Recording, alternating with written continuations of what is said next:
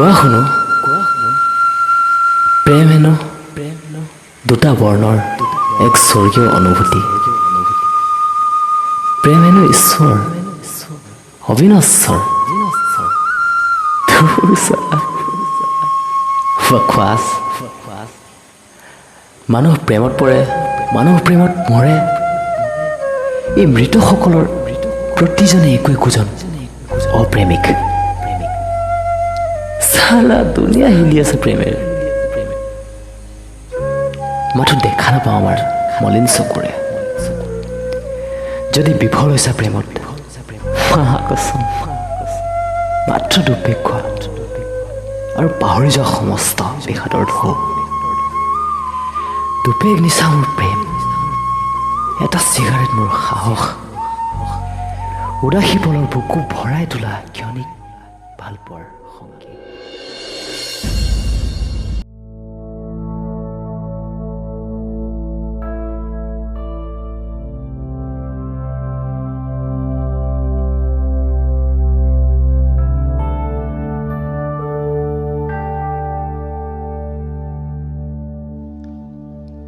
হোষ্টেলৰ পৰা অহাৰে পৰে মোৰ ঘৰৰ কামত বিশেষ মন কৰা নাছিল দেউতাই ভাবিছিল মই হোষ্টেলৰ পৰা আহিলোঁ যেতিয়া ঘৰৰ বাম খেতিডৰাকে ভালকৈ কৰিব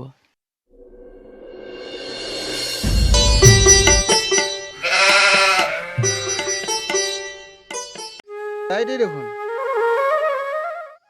ক'ৰ পৰা কি ক'বা হে বজাৰৰ পৰা আহিলোঁ হে কি ক'বা আৰু সাংঘাতিক দাম হৈছে হে শুকান ভেন্দিৰো 80 টকা কেজি হৈছে দেউতাই ভাবিছিল মই হোষ্টেলৰ পৰা আহিলোঁ যেতিয়া ঘৰৰ বাম খেতিডৰাকে ভালকৈ কৰিব দেউতাই মোৰ মাজত সপোন দেখিছিল আৰু মই ভৰ দুপৰীয়ালৈকে বিচনাত শুই অযথা সময় নষ্ট কৰিছিলোঁ সিদিনা মোৰ জেঠাই ছোৱালী ৰিয়াই কল কৰিছিল নভবাকৈয়ে যেন ৰিয়াৰ ফোন কলটোৱে মোক প্ৰিয়াৰ লগত চিনাকি কৰাই দিছিল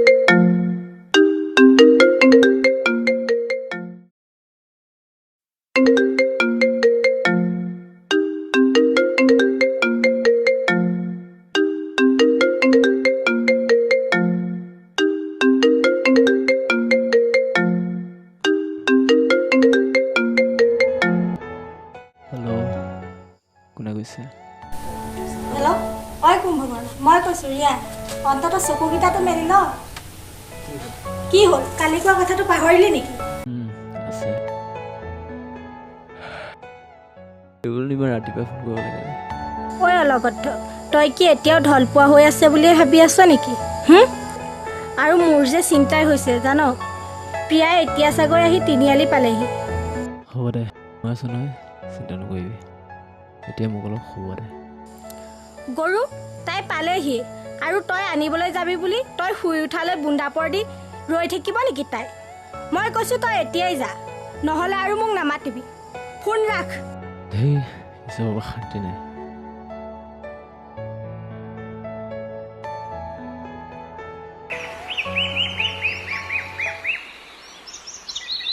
মাইনা মাইনা ঘৰখন লৈ আছোন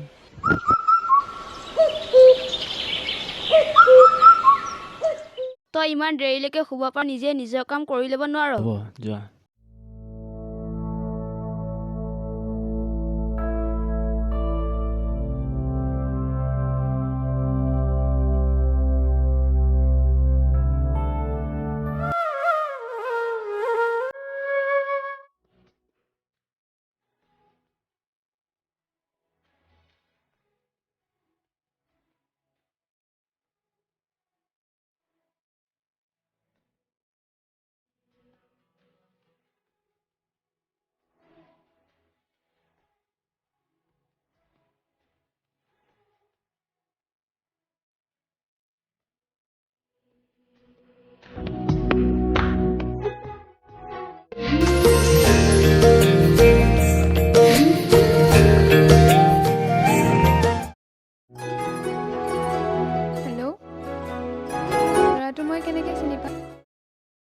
ব্লু চাৰ্ট পিন্ধাটো কি?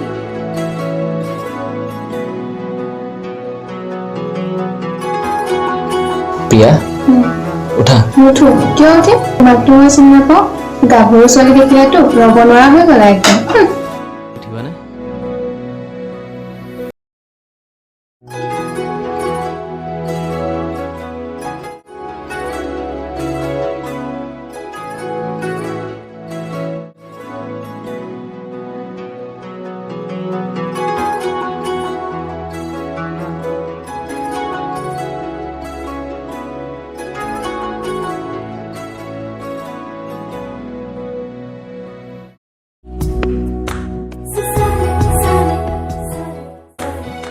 তেল শেষ হ'ল ইয়াৰ পৰা 2 কিলোমিটাৰ খোজকাঢ়ি যাব লাগিব ব'লা কি কেনেকৈ পাৰিম আকৌ ইমান দূৰ খোজকাঢ়িব নোৱাৰোঁ দেই মই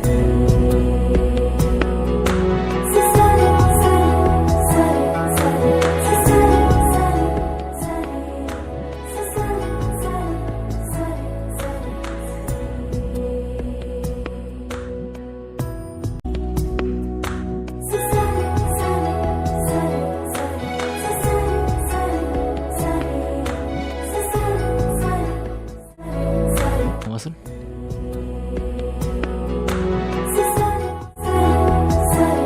ৰিয়াই যে কিয় দৰকাৰী কামবোৰ দিয়ে নহয় হেল্ল' মিষ্টাৰ কাৰ আকৌ দৰকাৰী কৈছা ময়ে দৰকাৰী নুঠো তোমাৰ বাইক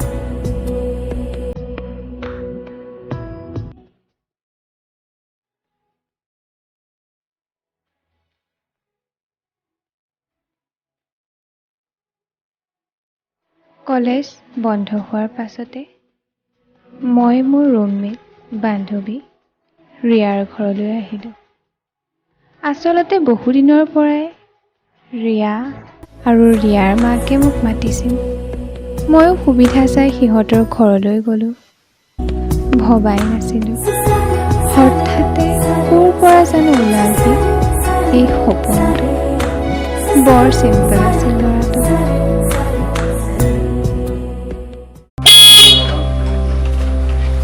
কিমান দিনৰ মূৰত যে তোক দেখিছো আহি পালি আহোঁতে তোৰ একো কষ্ট হোৱা নাছিলতো মোৰ যে চিন্তাই হৈছিল জানো এই অলপতে তোক উঠাওঁতে ইমান কষ্ট হৈছিল প্ৰিয়া পালাহিনে সপোন আহা চাহ একাপ খাই যাবা তই পোৱালি ভালে কুশলে সময়মতে যে আনি ঘৰ পোৱাই দিলি তাৰ কাৰণে তোক অশেষ ধন্যবাদ মই তোৰ ধন্যবাদ কি যে দণ্ডুৰীজনীক বান্ধৱী পাতিলি নহয় একেবাৰে ভেজা ফ্ৰাই কৰি দিলে মোক কি হে প্ৰথম চিনাকিতে ইমান কাজিয়া তুমি কোনফালে গতি কৰিছা বোপা চুপ থাক সপোন আহা ভাত খোৱাহি প্ৰিয়া তই খাব বাহিৰতে আছো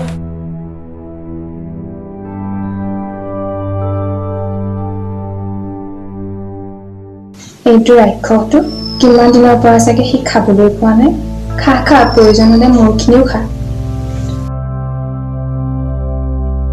প্ৰিয়া কি হ'ল তুমি দেখোন খোৱাই নাই লাজ কৰিছা নেকি এয়া আমাৰ সৰু ভনীৰ ল'ৰা তামোল অকণো নাখায় মদ চিগাৰেটটো দূৰৰ কথা বহুত ভাল ল'ৰা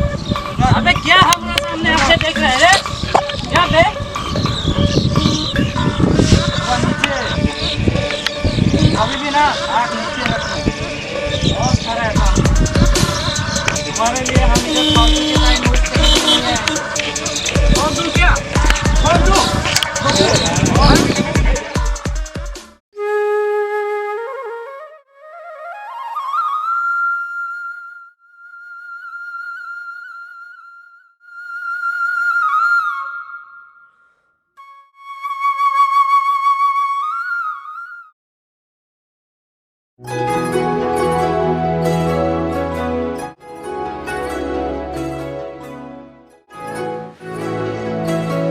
প্ৰিয়া।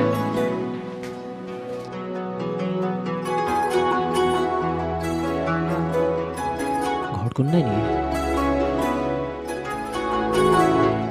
যোৱাচোন জেঠাইক ভিতৰৰ পৰা মাতি আনা। মোৰ যাবলৈ এলাহ লাগিছে, পেটটো টোপনি টোপনি লাগি আছে। এইজনী ইমান মাতি আছোঁ, তাৰ কোনো গান খাই নাই। ঠিক আছে, গান শুনি আছোঁ, শুন। কিন্তু চকু দুটাই দেখিছ, ভূত নিখুৰ কৰা, ভূত নিখুৰ। কিবা কৈছিলা? ভূতনি? কি? নহয় মানে কালি পৰহি অন্ধ। চুপ থাকা, মই ভূতনি, মই অন্ধ। নিজে বাঁহনি তলৰ দলোৱাটো যে। ইমান সময় হ'ল তোমাক মাতি থকা, এনেতো নুশুনে। চকীটা দেখা নাছিলে? অন্ধ নহয় কি, ভগৱানে যে তোমাক নিৰ্মাণ কৰোঁতে এই চকু দুটা আৰু কাণ দুখনৰ শক্তি মুখখনতে দিলে, সেইকাৰণে ইমান পক পক। হাউ ডিছকাষ্টিং। ৰিয়া!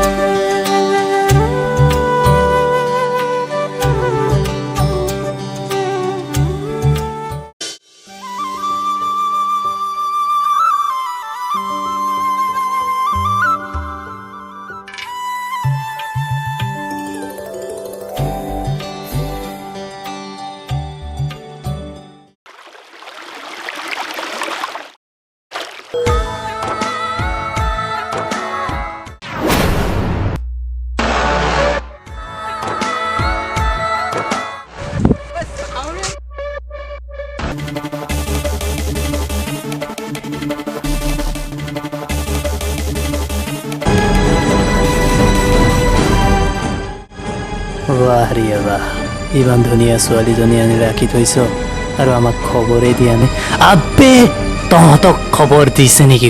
অসভ্য, কাক কেনেকৈ কথা ক'ব লাগে নাজানো, শিষ্টাচাৰ নাই তহঁতৰ। অ' চৰি ইয়াৰ, মোৰ ভুল হৈ গ'ল। আবে এই বিজয়ে যি কয় সেয়াই শিষ্টাচাৰ। তেনেকুৱা শিষ্টাচাৰ তই তোৰ ঘৰত দেখাবি।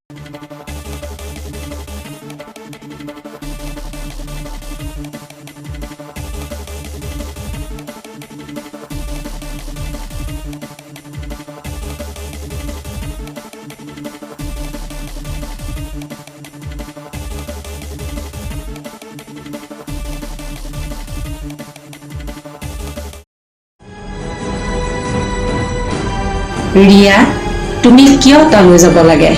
সিহঁতবোৰ একোটা গুণ্ডা। সিদিনা ডেইলি বজাৰৰ পৰা দিন দুপৰতে মানিক মাষ্টৰৰ পুতেকক উঠাই নি মাৰধৰ কৰে।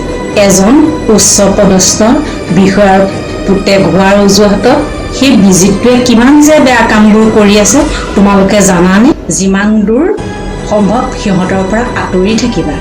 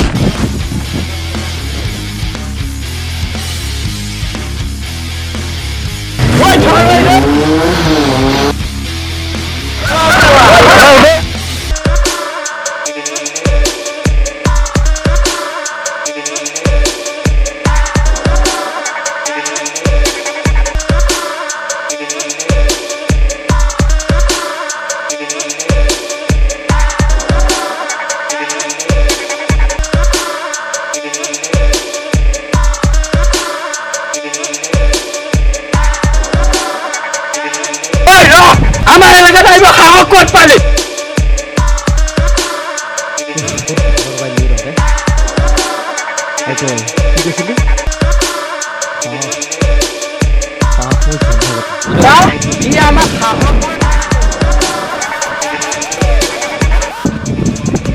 ঠিক আছে, তোৰ কিমান সাহস আছে আজি ইয়াতে দেখা যাওক।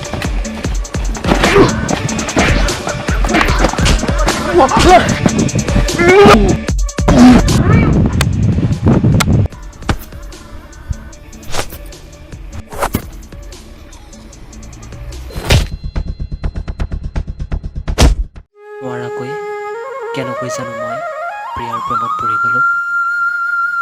হয়তো প্ৰেম এনেকুৱাই স্বতঃস্ফূৰ্ত। ৰিয়াৰ ঘৰলৈ প্ৰায়ে আহি থকাটো মোৰ বাবে স্বাভাৱিক হৈ পৰিছিল। তাইৰ উপস্থিতি আৰু পৰহি মোক শিহৰিত কৰি তুলিছিল। বুকু ৰঙা কৰি যেন ফুলি উঠিছিল সপোনৰ এপাহি গোলাপ।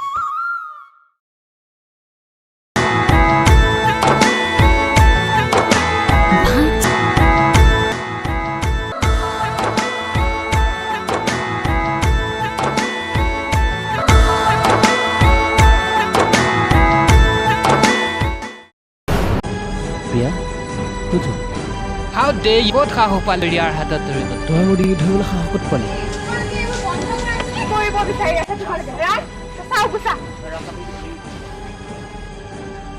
প্ৰিয়া যদিও তোমাৰ লগত মই আগতে কাজিয়া লাগিছিলোঁ, মোৰ ভাল লাগিছিল। ভাবিছিলোঁ তুমি বেয়া ল'ৰা নাছিলা, ভাল ল'ৰা আছিলা। সেয়েহে তুমি তোমাৰ পৰিচয়টো দিলা। মনত যেন আৰু তোমাক কেতিয়াও লগ নাপালে মই সুখী হ'ম। গুচা।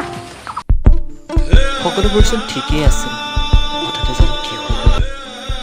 প্ৰিয়াচোন অচিনা হৈ পৰিল নিমিষতে। আচলতে মোৰ ভুল হৈছিল। কোনোদিনে কোৱা হোৱা নাছিল যে প্ৰিয়া তোমাক মই ভাল পাই পেলাইছোঁ। তোমাৰ হাঁহিবোৰ আজি মোৰ এনেকৈ বুকুৰ ফাগুনী পথাৰখন উকা কৰি যাবলৈ তুমি বৰ নিষ্ঠুৰ প্ৰিয়া। বাস্তৱৰ সৈতে এইকেইদিন বহুত ঘূৰিলোঁ। তাৰ ফাৰ্মখনলৈ গ'লোঁ।